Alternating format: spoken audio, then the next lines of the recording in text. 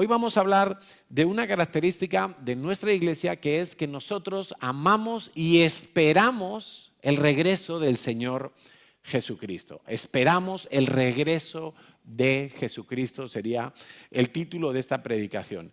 Y cuando Jesús enseñó a orar a sus discípulos, porque sus discípulos le dijeron: Señor, enséñanos a orar, no queremos simplemente repetir como loros algunas oraciones, porque eso, como buenos judíos, ya sabían hacerlo, sabían repetir oraciones. Y Señor, enséñanos a orar, te oímos a ti como oras y vemos que hay algo diferente, que hay algo fresco allí, queremos orar, enséñanos cómo oras tú. Y entonces Él les enseña un modelo de oración. Y Padre nuestro, que estás en los cielos, santificado sea tu nombre, y dice: venga a nosotros tu reino. Ahora, tú te imaginas, España es una monarquía, de hecho España se llama Reino de España. ¿Te imaginas que España fuera un reino pero que no hubiera un rey? No tiene sentido, ¿verdad? O sea, si toda la familia real se muriera, se estrella el avión en el que iban y se mueren, y ya, los hijos, los nietos, todos, los hermanos, los primos, ya no hay un rey sucesor, pues España sería un reino sin rey. ¿Eso tiene sentido?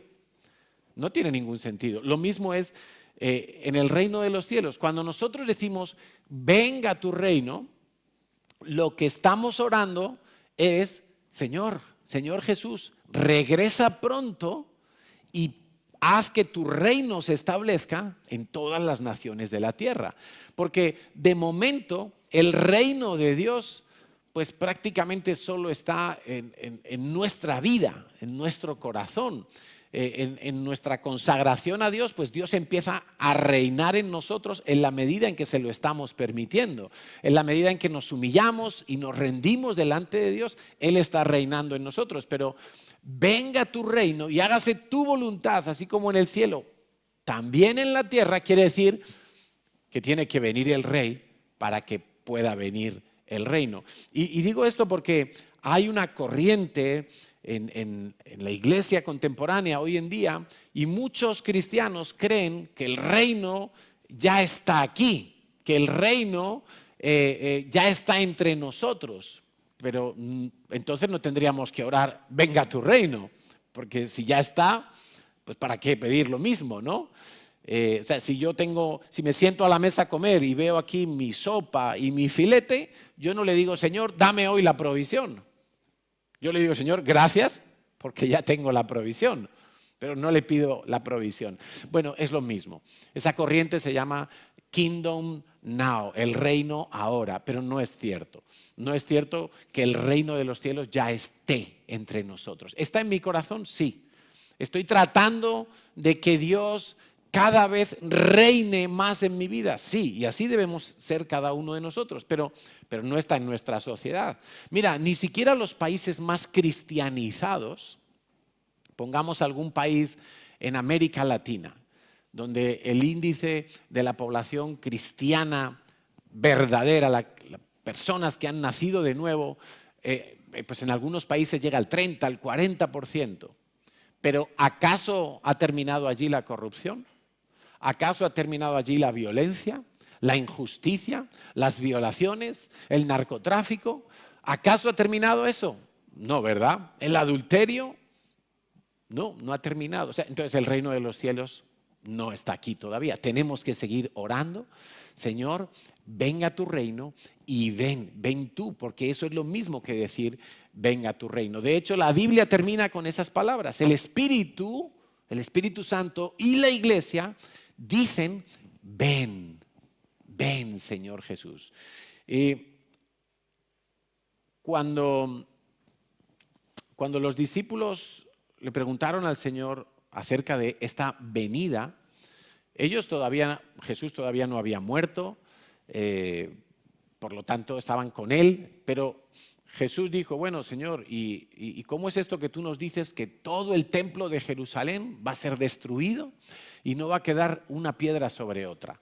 ¿Cuándo va a pasar esto? ¿Qué señal habrá de esto? ¿Y qué señal habrá de tu venida? Ya ellos estaban, porque claro, quiero ponerte en el contexto de un hombre judío de aquella época. eh, la tierra de Israel estaba dominada por el Imperio Romano.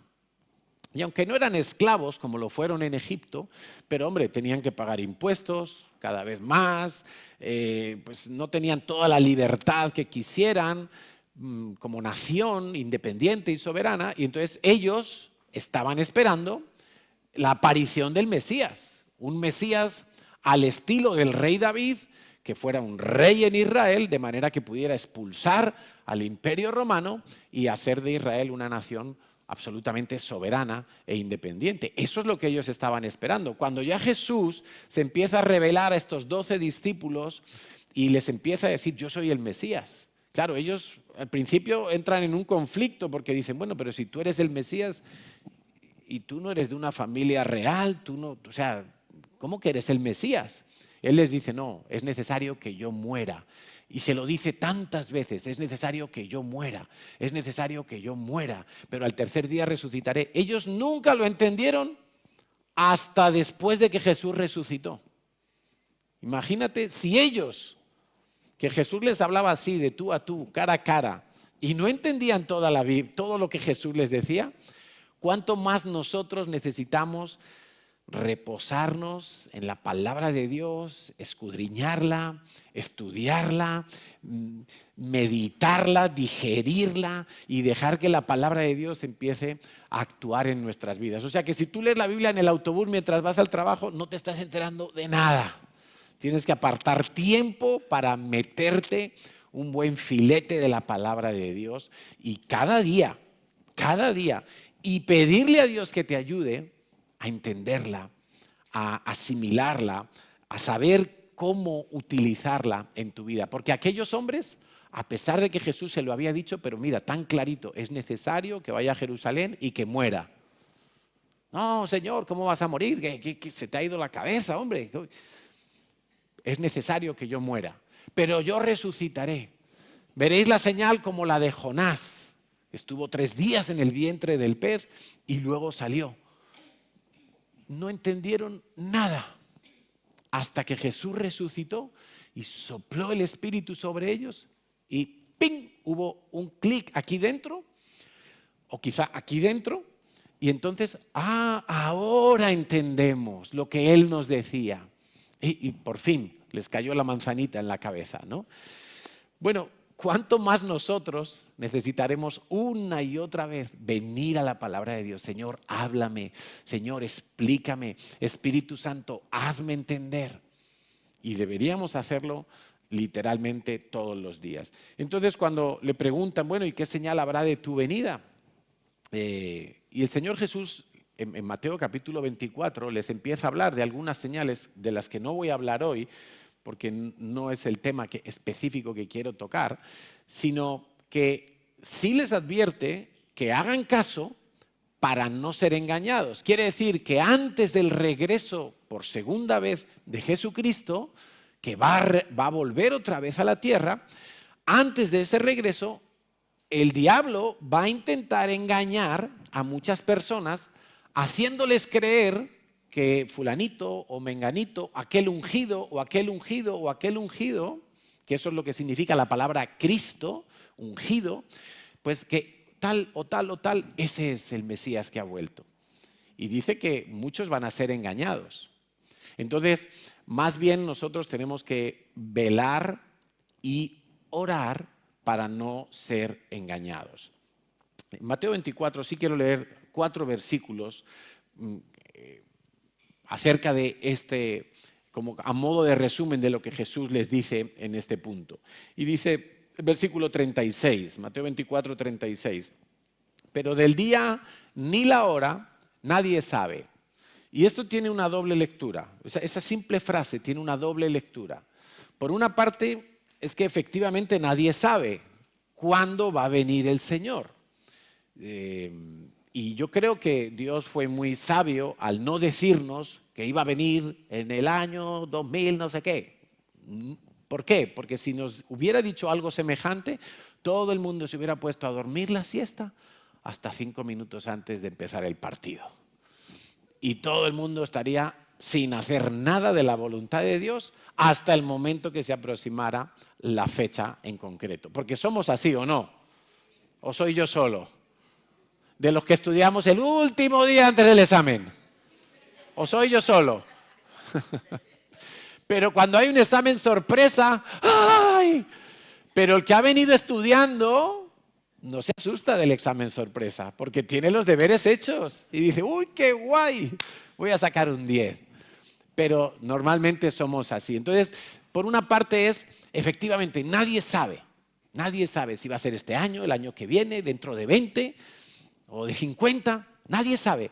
Pero por otra parte, esa frase, y no me quiero detener mucho aquí, pero esa frase, nadie sabe el día, del día y de la hora, nadie sabe, también nos está revelando algo acerca de la época del año en la que puede producirse el regreso de Jesús. Porque esa frase, esa misma frase se usaba durante la fiesta solemne del otoño que se llama Yom Teruá, el día de las trompetas, una de las fiestas señaladas en la ley de Dios. Lo voy a dejar ahí porque este tema lo vamos a recuperar después del verano, el tema de la segunda venida del Señor, porque aquella fiesta, la de Yom Teruá, se celebra hacia, este año no me acuerdo cuándo cae, el 15, 20 de septiembre, algo así. Bueno, entonces, ¿se oye o no? Sí.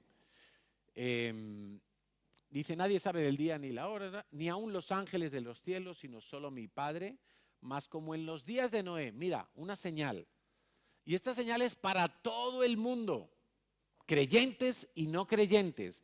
Como en los días de Noé, así será la venida del Hijo del Hombre. Cuando tú veas en la Biblia Hijo del Hombre, en letra mayúscula, Hijo del Hombre, se está refiriendo a Jesucristo, al Hijo de Dios. ¿Vale? Dice, así será la venida del Hijo del Hombre, porque como en los días antes del diluvio estaban comiendo y bebiendo y casándose y dando en casamiento hasta el día en que Noé entró en el arca. ¿Y qué pasó? No entendieron.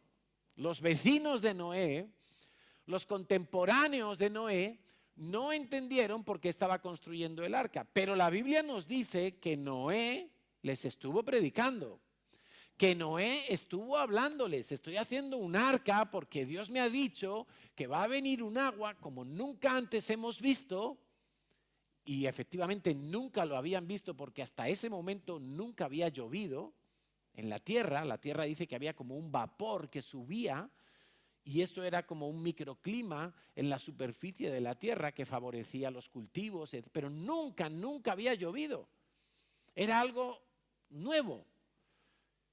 Y la gente, no, tú estás loco, Noé, tú estás perdiendo el tiempo ahí construyendo un arca, pero qué tontería, pero ¿para qué pierdes el tiempo en eso? No, nosotros a lo nuestro. No dice que estaban pecando en borracheras y en orgías, no, dice simplemente que estaban haciendo su vida, comiendo, bebiendo, me caso, haciendo su vida, ignorando las señales de alerta y de alarma que Noé estaba anunciando. No entendieron nada hasta que vino el diluvio, y ahí se los llevó a todos. Tú sabes que toda la población de la tierra en ese momento murió. Toda la población de la tierra murió, menos esas 8 personas. Murieron. Noé, su esposa, sus 3 hijos con las 3 nueras, fueron los únicos que se salvaron. Todos los demás murieron por no hacer caso a lo que Noé estaba diciendo. Dice, así será también la venida del Hijo del Hombre. ¿Y por qué dice esto? Porque cuando tú lees en Apocalipsis cómo es el final de los tiempos, cuando va a regresar el Señor y lo que va a ocurrir allí, pues claro, tú te encuentras una serie de acontecimientos catastróficos en el planeta Tierra, también señales en los cielos, pero lo que nos afecta a nosotros es aquí en la tierra, donde va a morir una cantidad de gente asombrosa, como nunca antes. Ninguna guerra mundial se puede comparar con lo que va a suceder en ese momento de la historia de la humanidad. Y por más por más que lo anunciemos, la gente no va a hacer caso. La gente no va a tomarse en serio la palabra de Dios. De hecho, hoy en día, mucha gente cree que los creyentes, como nosotros, pues somos bobos. Nos han comido el coco. Somos débiles. Somos unos fracasados y que por eso necesitamos creer en un Dios. Hay gente que lo cree. Bueno, pues ¿qué podemos hacer nosotros por ellos? Seguir anunciando la palabra de Dios. Que Dios tenga misericordia de ellos. Porque en el momento que llegue el regreso del Señor va a ser como en los días de Noé. La gente en general en el planeta estará haciendo su vida, buenamente, malamente, pero su vida al fin y al cabo, y les va a pillar todo por sorpresa. Se supone que a los creyentes no nos debe de pillar por sorpresa porque debemos estar velando y orando. Velando, ¿sí? Velando es estar atentos a lo que pasa y orando para que el Señor nos guarde, nos proteja y nos dirija en todas las cosas. Algunos creyentes incluso no creen en la segunda venida de Jesucristo. Algunos ni siquiera lo están esperando. Y como no lo esperan, pues algunos en el camino se despistan, empiezan a considerar que todo en la vida cristiana tiene que ser para un beneficio propio y no les importa la venida del Señor y el establecimiento del reino del Señor. Pero Pablo le dijo a Timoteo, en 2 de Timoteo 4:8, Pablo le dice a Timoteo, me está guardada la corona de justicia. Dice, la cual me dará el Señor, juez justo, en aquel día, y no solo a mí, dice Pablo, sino también a todos los que aman su venida. O sea, para Dios es importante, es significativo que tú y yo amemos el regreso de Jesucristo. Y amar el regreso de Jesucristo se tiene que notar. ¿Cómo se tiene que notar? Bueno, ¿cómo vivo yo la vida? ¿Cómo me planteo la vida? ¿Yo realmente creo que el Señor Jesucristo va a volver? ¿Me guardo para Él? ¿Me importan más los planes de Dios que mis planes? Algunos, sin darse cuenta, están orando literalmente al revés de como dijo Jesús que teníamos que orar. Porque si Jesús nos dijo que oráramos diciendo, venga tu reino, y algunos dicen, cuando oyen estos temas de la segunda venida de Jesús, dicen, no, Señor, no vengas hasta que me case. Y pues, si el Señor ha dicho que venga. Otros, no, Señor, no vengas hasta que yo haya viajado por todo el mundo. Señor, no vengas hasta que tenga un hijo. Hasta que forme mi empresa. Y dice, pero si el Señor ha dicho que oremos al revés, que venga cuanto antes. Si no te da tiempo a esas cosas, es que lo que va a venir es mucho mejor. No te preocupes, no te enzarces en tu pequeña vida, sino más bien mira los planes de Dios, ¿no? En Tito, capítulo 2, versículo 11 al 13, dice así, porque la gracia de Dios se ha manifestado para salvación a todos los hombres, enseñándonos que renunciando a la impiedad y a los deseos mundanos, vivamos en este siglo sobria, justa y piadosamente, aguardando la esperanza bienaventurada y la manifestación gloriosa de nuestro gran Dios y Salvador, Jesucristo. Por cierto, a los que dicen que Jesucristo no es Dios, pues creo que aquí lo dice muy claro, ¿no? Nuestro gran Dios y Salvador, Jesucristo. Jesucristo es Dios. Algunos dicen, no, es el Hijo de Dios, entonces es más pequeñito que Dios. El Hijo de Dios es porque tiene unos atributos, un rol que desempeñar, pero Jesucristo es Dios. Y dice aquí, aguardando la esperanza bienaventurada. La esperanza bienaventurada, todos los teólogos coinciden que se refiere a la venida, a la segunda venida de nuestro gran Dios y Salvador Jesucristo. Entonces, hoy no me voy a detener a explicar si estamos cerca o muy cerca de la segunda venida de Jesús, porque realmente está muy cerca. Y de esto hablaremos después del verano.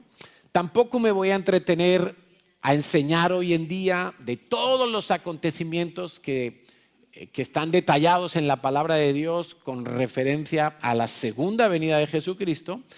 Solamente quiero dar un detalle para que nos ubiquemos, y luego vamos a dar 4 razones de por qué nosotros debemos esperar la venida de Jesús. Y el detalle es el siguiente: la segunda venida de Jesús tiene como 2 escenarios o 2 escenas, 2 secuencias.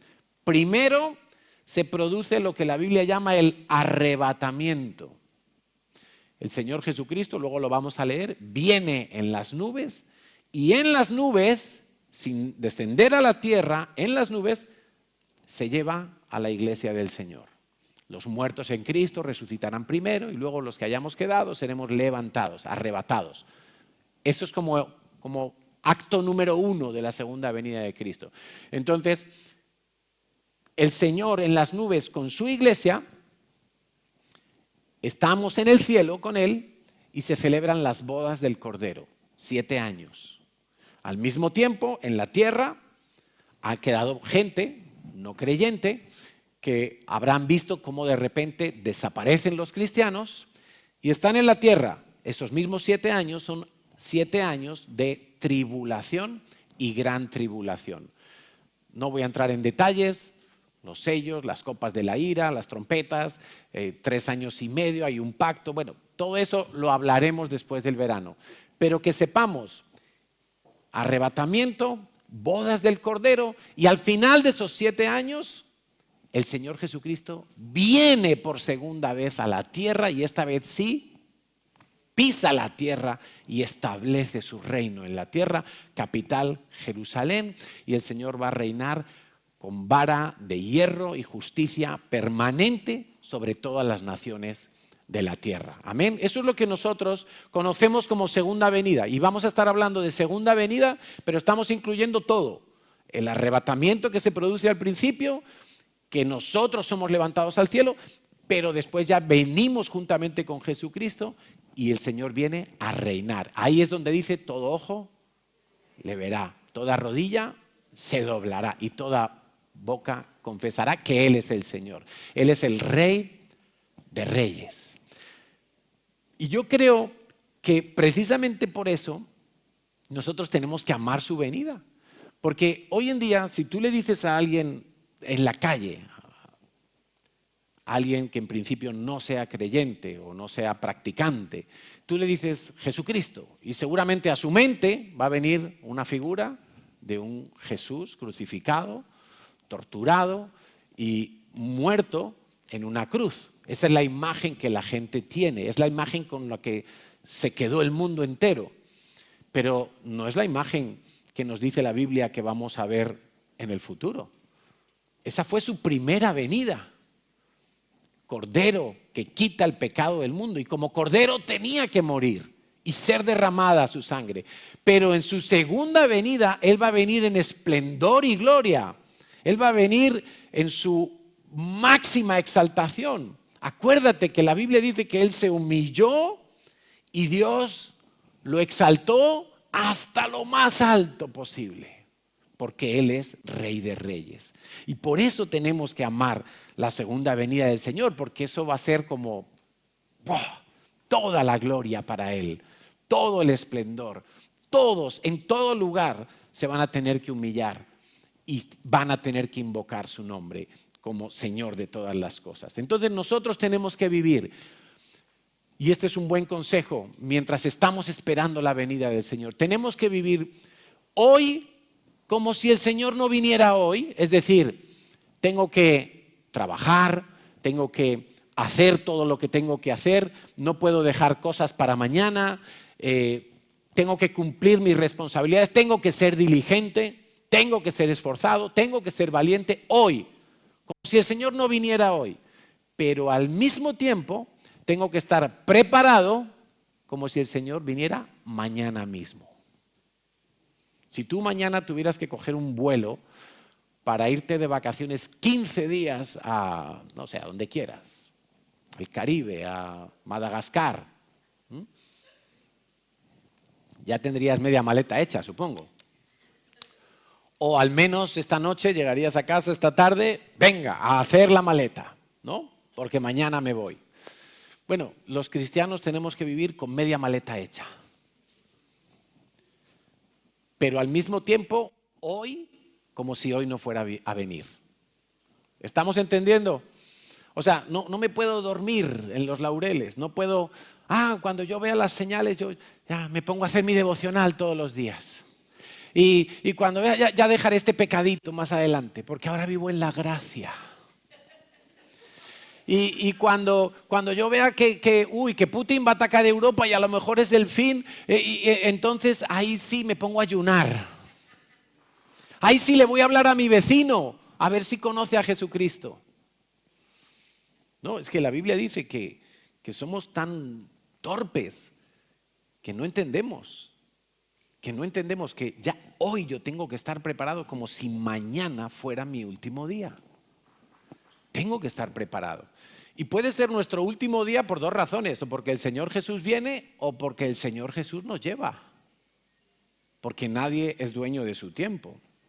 Bueno, 4 razones. Vamos a ir rápido con estas 4 razones por las que debemos esperar y amar el regreso de Jesucristo. Primero de todo, porque la venida del Señor da comienzo al reino del Mesías, a ese reino de 1000 años que nos dice la palabra de Dios, donde Él va a reinar sobre toda la tierra, y eso hará que acabe el sufrimiento humano. Yo no sé si tú te has dado cuenta, pero ver las noticias es deprimente, es cada vez más deprimente. Hay un tipo en Antena 3 por la mañana, yo muchas veces mientras me tomo el café y la tostada, pongo las noticias, pero el de Antena 3 no me gusta porque todo es alarmista. Entonces empieza, y vean ahora las imágenes, y la imagen es que una ballena se quedó ahí en la playa y uno estaba esperando a ver. Pero todo te lo pinta como el fin del mundo, ¿no? Claro, tanto te lo pinta como el fin del mundo que nunca te crees que es el fin del mundo. Entonces, pero es deprimente las noticias, porque no hay más que calamidades, desastres, injusticias, corrupciones. Es algo tremendo. O sea, si miras lo que pasa en la política, se te quitan las ganas de comer. Por eso yo prefiero no verlo, porque no quiero que se me quite la gana de comer. Si miras la economía, si miras la geopolítica mundial, si miras los que mueren de hambre, si miras los cristianos perseguidos, si miras el deterioro de nuestros jóvenes, o sea, es como, Señor, ¿qué está pasando? ¿Qué está pasando? Tú sabes que San Agustín de Hipona, que algunos conocen como San Agustín, fue un hombre que cuando se convirtió tuvo tal convicción de pecado que cuando él escribió sus memorias, por decirlo así, las confesiones de San Agustín, él dijo que de la cosa que más se arrepentía en toda su vida. Algunos creen que San Agustín fue un monje que nació monje y estuvo toda la vida siendo un santo. No, San Agustín, antes de convertirse, se emborrachaba, tuvo un hijo fuera del matrimonio, tuvo una vida muy disoluta cuando era joven, muy disoluta. Y cuando él se convierte, pero así, radical. Y al final de sus días escribe unas memorias y dice, lo que más me lamento de todos los pecados que cometí en mi vida fue que una vez cuando era niño, con unos amigos, robamos las peras de un árbol del vecino. Y tú dirías, cualquiera de nosotros podría pensar, a ver, qué exagerado, Agustín, pero si eso es una chiquillada, ¿no? ¿Cómo va a ser eso lo peor? Si tú mismo has dicho en tus memorias que te emborrachabas, que tuviste un hijo fuera del matrimonio o antes del matrimonio. O sea, y me vas a decir que lo más fuerte para ti fue haber robado unas peras. Madre mía, ¿dónde estaríamos nosotros hoy? ¿Qué quiero decir con esto? Que a veces tenemos un endurecimiento en nuestro corazón de tal calibre que ya ni nos importa el sufrimiento humano. vemos las noticias y han asesinado a no sé quién y han violado por aquí y ha habido un terremoto en Birmania y dicen que hay miles de muertos y uno lee eso y es como, bueno, a mí no me tocó, a mí no me tocó, a mí no me tocó. Y en parte es porque estamos muy endurecidos. Pero lo cierto es que hoy en día hay mucha gente sufriendo calamidades en el mundo entero. Hay guerras, y tú sabes que en las guerras se hacen atrocidades, ¿verdad? O sea, no hay ninguna guerra limpia, no hay ninguna guerra donde se respeten los derechos humanos, que es como muy chistoso, ¿no? No, puedes tirar una bomba, pero no metas a nadie un tiro sin haberlo juzgado primero. Y dice, bueno, es como chistoso, la justicia del ser humano es como ridícula, ¿no? No, usted puede tirar una bomba, pero que no sea química, porque las bombas químicas son muy malas. Ah, no, las otras no son malas. O sea, es como, ¿qué? ¿La justicia del hombre es eso? Bueno, hay mucho sufrimiento en la tierra. Y aún diríamos que en los países donde se supone que estamos en el primer mundo y tenemos algunas comodidades o alguna estabilidad, pues resulta que la gente también está sufriendo, que hay más índices de suicidio que nunca, que hay más gente tomando ansiolíticos que nunca, que hay más gente con problemas mentales que nunca. Y dice, bueno, pero si se supone que el progreso, se supone que la tecnología, se supone que el bienestar social debería ayudarnos a tener vidas mejores, pues resulta que no, que es una época donde más estamos sufriendo, hay más abortos que nunca, menos matrimonios que nunca, más divorcios, pero más divorcios proporcionalmente, porque en números absolutos, como la gente ya no se casa, pues no se tiene que divorciar. Hay mucho abuso, hay epidemias, hay corrupción por todas partes, el mundo está sufriendo. Y esta mañana estábamos en el curso del Conéctate y hablando de la pobreza, el Señor Jesús dijo, los pobres siempre estarán entre vosotros. ¿Y tú sabes por qué los pobres siempre van a estar entre nosotros? Gente que tenga auténtica necesidad, que no tiene ni para comer. Pues evidentemente no es culpa de Dios. Que Jesús lo dijera no quiere decir que es que Dios quiera que eso pase. Pero eso pasa porque en el mundo gobernamos los hombres y los hombres somos injustos. Los hombres somos egoístas, los hombres somos corruptos. Primero como yo y si sobra algo para el vecino y si no sobra, yo miro para otro lado. Eso es el mundo hoy en día.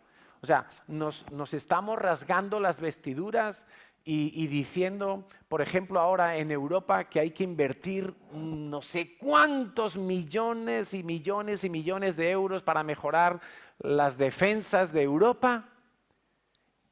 Y a 11 kilómetros de Cádiz empieza África y hay gente que no tiene ni para una simple vacuna del sarampión.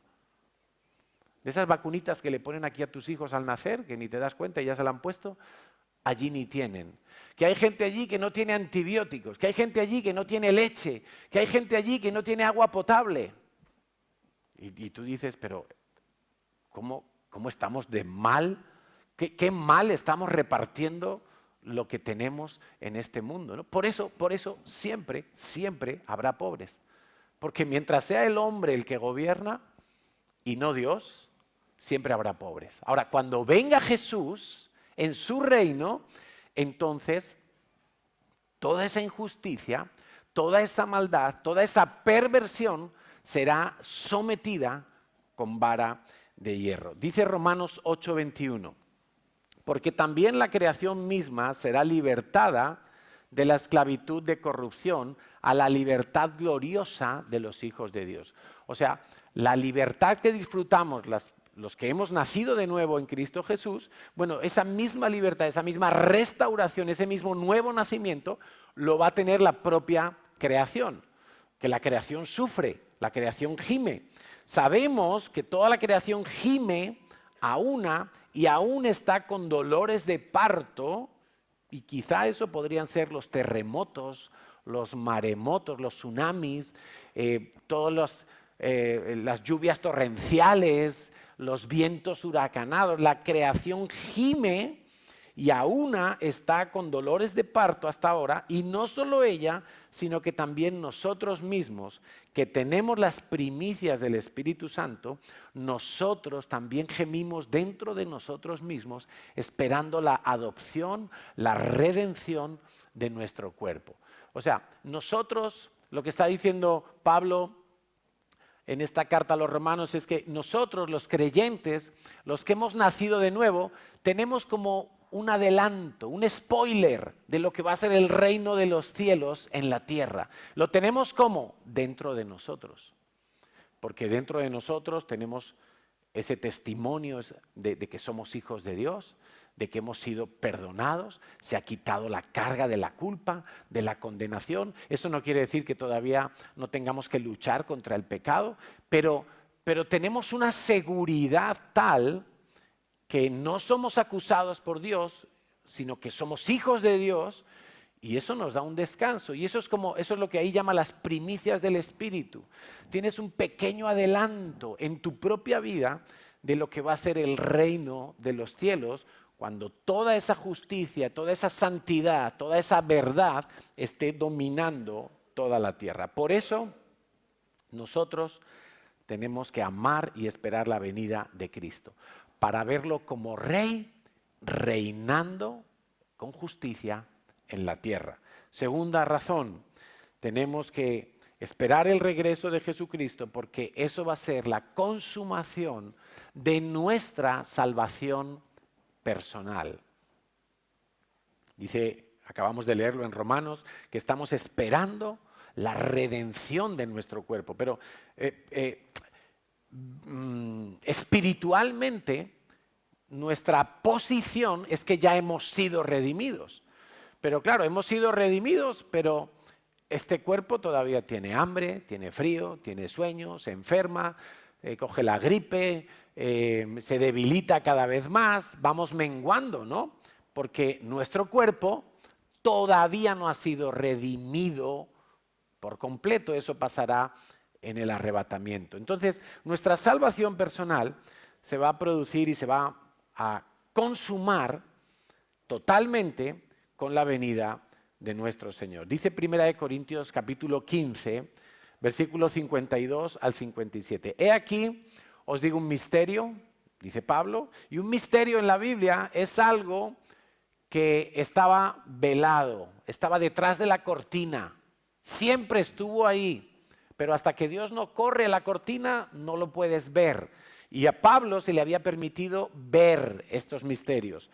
Y dice Pablo, no todos dormiremos, está hablando de la muerte, no todos vamos a morir, pero todos vamos a ser transformados.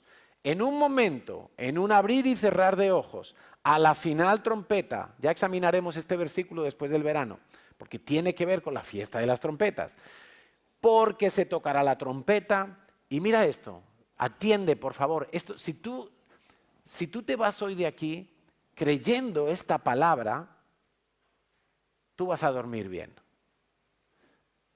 tú vas a descansar frente a las amenazas, los peligros, las pandemias, las noticias, todo. Vas a descansar en el Señor si tú crees esta palabra. Dice así, en un momento, en una final trompeta, porque se tocará la trompeta y los muertos serán resucitados incorruptibles. ¿Cuántos han visto aquí The Walking Dead? Eso no es resucitar incorruptible, ¿verdad? Basta la broma. O sea, eso resucitan, pero le falta el brazo y camina ahí. Pues, no, nosotros vamos a resucitar incorruptibles, impolutos, sin enfermedades, sin ningún faltante de nada. El que murió consumido por un cáncer va a resucitar en perfecto estado. El que murió con miembros atrofiados va a resucitar en perfecto estado. El que murió ancianito y con Alzheimer va a resucitar incorruptible, con la mente más lúcida que Einstein. Eso es lo que Dios está diciendo aquí. Y dice Pablo, y nosotros seremos transformados, porque Pablo era de los que pensaba, y así tenemos que pensar todos nosotros, que todo eso va a ocurrir antes incluso de que muramos en esta generación, porque estamos esperando la venida del Señor. Entonces dice Pablo, nosotros seremos transformados, porque es necesario que esto corruptible, tócate así un poquito el pellejito, así, esto es corruptible, ¿verdad? De hecho, si tú te haces una herida y no la curas un poco, eso se empieza ahí a pudrirse la carne. Esto corruptible se tiene que vestir de incorrupción. Y esto mortal se tiene que vestir de inmortalidad. Y cuando esto corruptible se vista de incorrupción y esto mortal se vista de inmortalidad, entonces se cumplirá la palabra que está escrita, sorbida es la muerte en victoria. ¿Tienes miedo a la muerte todavía? ¿Por qué? Si dice Dios que si tú mueres hoy y tienes a Cristo, en el día que Él venga, Él te va a resucitar incorruptible. Incorruptible. Es decir, que nunca más vas a morir. Mira, Jesús resucitó a Lázaro. Lázaro tuvo una enfermedad y murió. Y después de 4 días muerto, llega Jesús, Lázaro, sal fuera. Y el hombre sale, se quita los lienzos con los que enterraban a los muertos. Y claro, pero Lázaro salió y tenía la misma edad, le dolía la hernia todavía. O sea, salió corruptible. De hecho, Lázaro murió. En algún momento murió después. De viejo, de lo que sea. Pero tú vas a resucitar, si tienes a Cristo, si tú mueres en Cristo, tú vas a resucitar incorruptible. ¿Tenías algún defecto en tu cuerpo, alguna fragilidad, alguna debilidad, algo congénito, alguna minusvalía? ¿Cuál? Vas a resucitar incorruptible. Tu cuerpo va a ser perfecto. Dice versículo 55, si tú crees esto, entonces tú mismo tienes que gritar, ¿dónde está, oh muerte, tu aguijón? Tú vas al médico y el médico te dice, usted tiene un cáncer terminal. Me caigo de infarto, me muero antes que con el cáncer. No, Dios dice que nosotros podemos gritar, ¿dónde? ¿Dónde? Oh muerte, está tu amenaza. ¿Tú me vas a amenazar con que me muero? ¿Tú me vas a amenazar con que yo puedo tener un accidente? ¿Tú me vas a amenazar con que mi familia han muerto no sé cuántos y hay una herencia? ¿Tú me vas a amenazar con eso? ¿Dónde está, oh muerte, tu aguijón? Si el Señor ha prometido que me va a resucitar incorruptible. ¿Pero no te parece algo asombroso eso? ¿Algo maravilloso? Sigue diciendo, ¿dónde, oh sepulcro, tu victoria? Ya que el aguijón de la muerte es el pecado y el poder del pecado la ley. Claro, por la ley nosotros nos hacemos pecadores y el fruto del pecado es la muerte, la paga del pecado es la muerte. Pero en Jesucristo, dice el 57, gracias sean dadas a Dios que nos da la victoria por medio de nuestro Señor Jesucristo. Eso no quiere decir que hoy no puedas enfermar. Hoy puedes enfermar. O que mañana no se caiga el avión. Sí, puede pasar. Dios no lo quiera. Pero eso ya no te tiene que angustiar. No te tiene que angustiar. Os he contado del libro que ya me quedan 3 páginas para terminarme, de los mártires que hubo a lo largo de la historia. Y esa gente no tenía ni un ápice de miedo a morir en la hoguera. Esta noche cenaremos con el Señor. Por eso no había episodios de pánico ni de nerviosismo cuando encendían la hoguera debajo de ellos. Ellos estaban tranquilos, increíblemente tranquilos. Y sin embargo nosotros, en cuanto, no sé, nos falta un poquito de dinero para llegar a final de mes y ya estamos sufriendo, pero ¿cuánto más si el médico te dice algo? Mi madre dice, yo no voy al médico para no saber ni lo que tengo. Y yo soy un poco igual. Porque ¿dónde está, oh muerte, tu aguijón? ¿Dónde está, oh muerte, tu aguijón? Filipenses 3:20 dice, mas nuestra ciudadanía está en los cielos, de donde también esperamos al Salvador, al Señor Jesucristo, el cual transformará el cuerpo de la humillación nuestra, tu cuerpo que suda, que se enferma, que se debilita, que corres 100 metros para coger el autobús y al día siguiente no te puedes ni levantar de la silla. ¿Sí? Ese cuerpecito que no vale para nada, cuerpo escombro, dice, ese cuerpecito lo va a transformar el Señor para que sea semejante al cuerpo de la gloria suya. Va a haber una transformación y la va a hacer Dios. Por eso deberíamos también amar y esperar el regreso de Jesús. O tú quieres seguir toda la vida con las recetas de la farmacia, a ver, apaciguando dolorcitos por aquí y por allá. No, yo no quiero eso. Yo, Señor, ven pronto. Tercera razón, la segunda venida es el comienzo de nuestro matrimonio consumado y eterno con Jesucristo. Tú sabes que ahora mismo nosotros, que somos la iglesia de Dios, y no digo nosotros aquí solos, no, todos los cristianos somos la iglesia de Dios, estamos desposados con Jesucristo. Desposados, ¿qué quiere decir? Que tenemos un compromiso de matrimonio.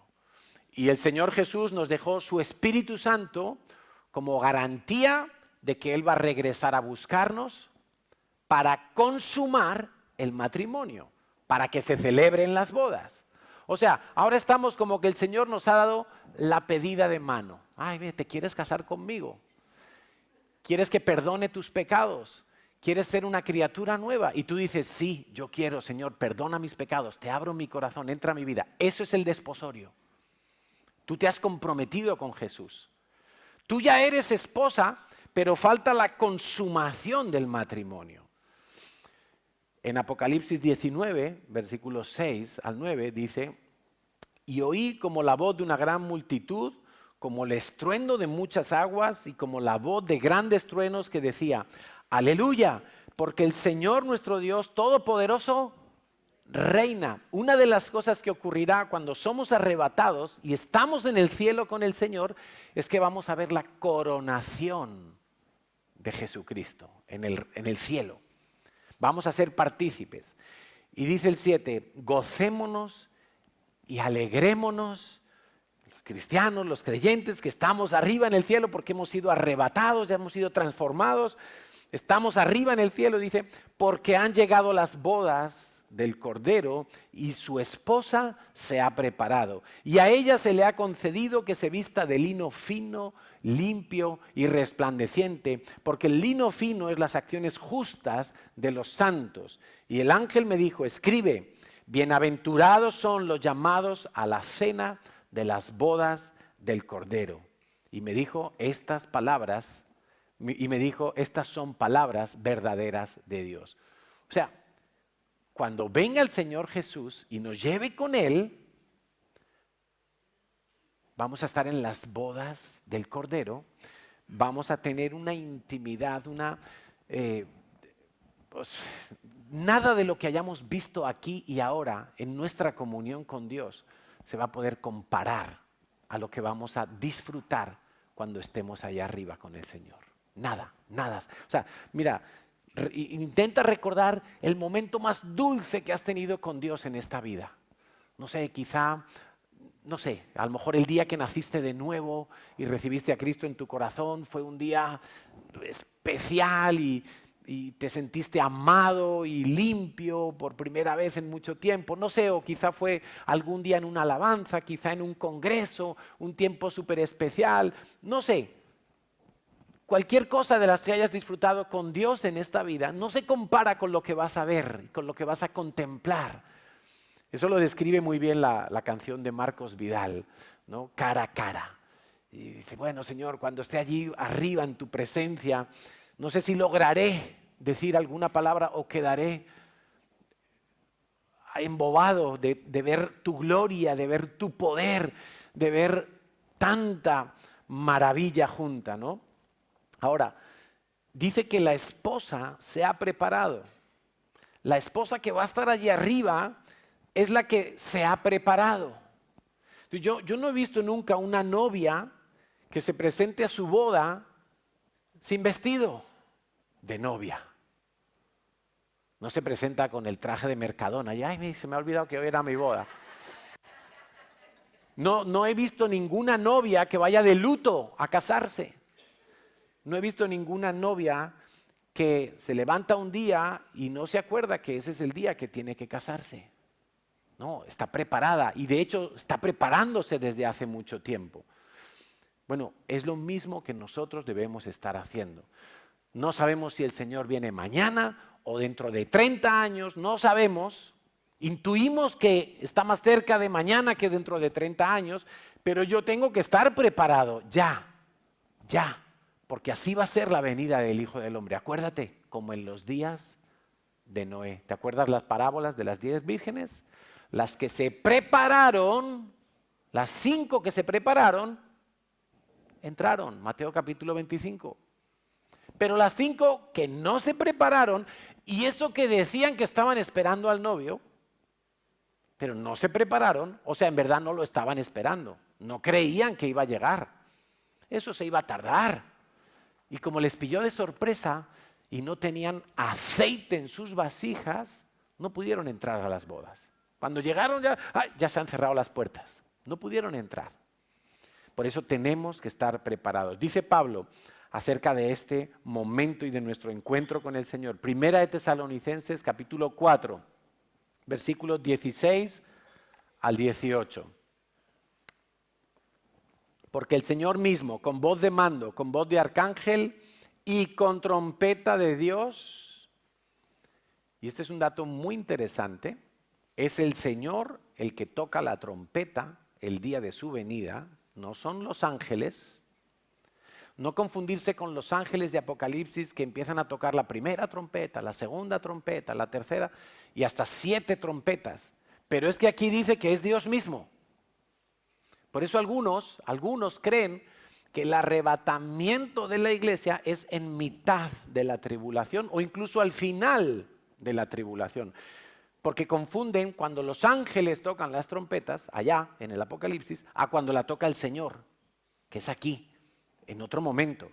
El Señor mismo, con voz de mando, con voz de arcángel y con trompeta de Dios, descenderá del cielo. Y los muertos en Cristo resucitarán primero, lo mismo que decía en Corintios. Los muertos en Cristo, o sea, los creyentes cristianos que ya han fallecido, esos son los primeros en resucitar en aquel día. Luego nosotros, dice Pablo otra vez, porque él era, te lo vuelvo a repetir, de los que esperaban la venida del Señor. Nosotros, los que hayamos quedado, seremos arrebatados. Esa palabra arrebatados en griego es harpazo.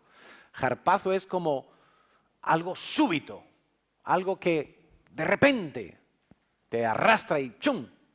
No es como me voy al cielo, no, es como ¡chum! Es abrir y cerrar de ojos. Juntamente con ellos, ¿con quiénes? Con los que habían resucitado primero. En las nubes, mira, no es en la tierra, es en las nubes. O sea, estamos en el primer acto. El Señor viene en las nubes, nos resucita a los muertos, los que hayamos quedado, nos lleva también en un harpazo. Estamos en el cielo, en las nubes. Todavía no es la segunda venida. Y entonces dice, y así estaremos para recibir al Señor en el aire, y así estaremos con el Señor para siempre. Por tanto, alentaos los unos a los otros con estas palabras. Ese es el objetivo de esta predicación, que amemos, que esperemos, que vivamos con una actitud que demuestre que estamos esperando el regreso de nuestro Señor. Que no estamos viviendo para, Señor, bendice mis planes, Señor, que venga tu reino. Y si viene tu reino es porque ha venido el Rey y se estará cumpliendo todo esto. Cuarta y última razón que te quiero dejar hoy para que esperes el regreso de Jesucristo. Esperar el regreso de Jesús me ayuda a enfocarme en lo eterno y verdadero. Es decir, a no desperdiciar mi vida en mis propios planes.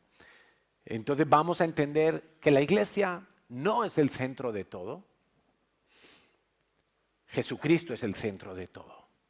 Jesucristo va a redimir toda la creación. Dice el Salmo 118, versículo 22. La piedra que desecharon los edificadores ha venido a ser la cabeza del ángulo. No sé si sabéis cómo es una piedra angular. Una piedra angular tiene esta forma, así por los lados es así, se va cerrando, y aquí tiene una base pequeña y la base de arriba es más ancha, así. ¿Por qué? Porque cuando están haciendo un arco, esa es la piedra que se pone aquí en el centro, ¡cling! Y todo el arco queda encajado. Entonces dice que los que estaban construyendo vieron esa piedra y dijeron, no, esta piedra no encaja aquí, esta no nos vale, no es cuadradita, no tiene una forma rara. La desecharon. Pero resulta que esa vino a ser la piedra que encajaba todo. Por eso cuando Jesús vino hace 2000 años, entre los judíos, le vieron y dijeron, no, este no es el rey que esperamos, este es un pobre hombre y mira, ya ha muerto ahí en una cruz crucificado.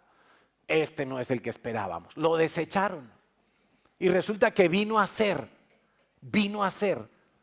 la piedra angular, la cabeza del ángulo. Colosenses 1:16. Porque en Él, escucha, en Cristo Jesús fueron creadas todas las cosas, las que hay en los cielos y las que hay en la tierra, las que se ven, las materiales, y las que no se ven, las espirituales. Sean tronos, dominios, principados, potestades, todo fue creado por Él, por medio de Él y para Él. Por eso todo tiene que sujetarse al trono de Jesucristo. Y eso va a ocurrir cuando Él venga. Eso va a ocurrir cuando Él regrese por segunda vez. Mira, Copérnico creía que la Tierra era el centro de todo y que el Sol giraba alrededor de la Tierra. Luego llegó Galileo y dijo, no, es al revés. El Sol es el centro y todo gira alrededor del Sol. Y entonces el Sol pasó a ser un Dios. Pero ni uno ni lo otro. Resulta que todo fue hecho por medio de Jesús y para Jesús. Y Él tiene que ser el centro. La iglesia tiene que recuperar la centralidad de Jesucristo. Y todo el mundo lo va a ver cuando Él regrese. Nosotros somos una simple pieza en todo el engranaje y en toda la voluntad de Dios que ha sido preparada desde antes de los tiempos. Quiero pedirle a los músicos que pasen porque vamos a orar. Y dice en Apocalipsis 19:16, quiero que te quedes con esta ilustración. Apocalipsis 19:16. Y si tienes tu Biblia ahí, pues creo que sería muy bueno que subrayes el nombre con el que se conoce a Jesucristo en el final de los tiempos. Jesús no fue un pobre hombre que acabó crucificado. Jesús no fue un loco incomprendido en su tiempo. No, Jesús siempre ha sido, es y será, como dice aquí, que en su vestidura y en su muslo tiene escrito este nombre, Rey de Reyes y Señor de Señores. Nos ponemos en pie, por favor. Yo quiero invitarte a que con tus propios labios, con tu propia boca, tú le digas a Jesucristo. A veces le decimos a los niños, ¿dónde está Jesús? Y los niños dicen, en mi corazón. Bueno, teológicamente no es correcto. Jesús está en el cielo.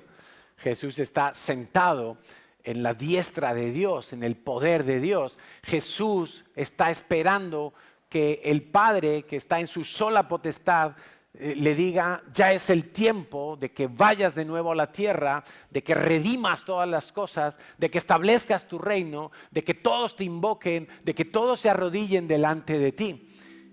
Pero Jesús es Rey de Reyes. Por eso quiero invitarte a que tú le digas en esta mañana, no, sácate de tu cabeza ese Jesús que sangró, que fue torturado y murió en debilidad, ciertamente. No te quedes con esa imagen. Aquello fue necesario para pagar tu culpa y tu pecado. Pero Él fue exaltado hasta lo sumo.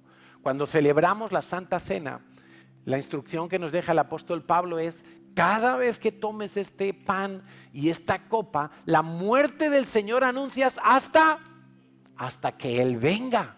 Porque no nos podemos quedar allí anclados en aquel pasado. Aquel fue un episodio necesario para nuestra salvación, pero lo que viene es mucho más glorioso. Aquello fue glorioso, aquello nos permite ser hijos de Dios, tener vida eterna, pero cuando Él vuelva se va a consumar toda esa promesa, y es más, la Biblia dice que nosotros vamos a reinar juntamente con Él. Por eso te tienes que preparar, porque vas a reinar juntamente con Jesucristo. La Biblia dice que tú y yo vamos a juzgar a los ángeles. Que vamos a juzgar a los ángeles. ¿Y qué vamos a decir nosotros en aquel día? ¿Cómo vamos a tener discernimiento? ¿Estamos preparándonos o estamos simplemente jugando a ser cristianos? Ay, Señor, bendíceme. Señor, que yo encuentre este trabajo. Señor, que está bien. Y no diré que no ores así. Tienes que orar así también, porque aquí ahora tienes necesidades que, por cierto, Dios las conoce todas. Todas. Y la provisión para cada una de tus necesidades ya está dada, ya está lista. Solo que a veces nos falta la fe para tomarlas. Pero en el futuro, lo que va a venir es un rey a reinar. Por eso debemos amar la venida del Señor.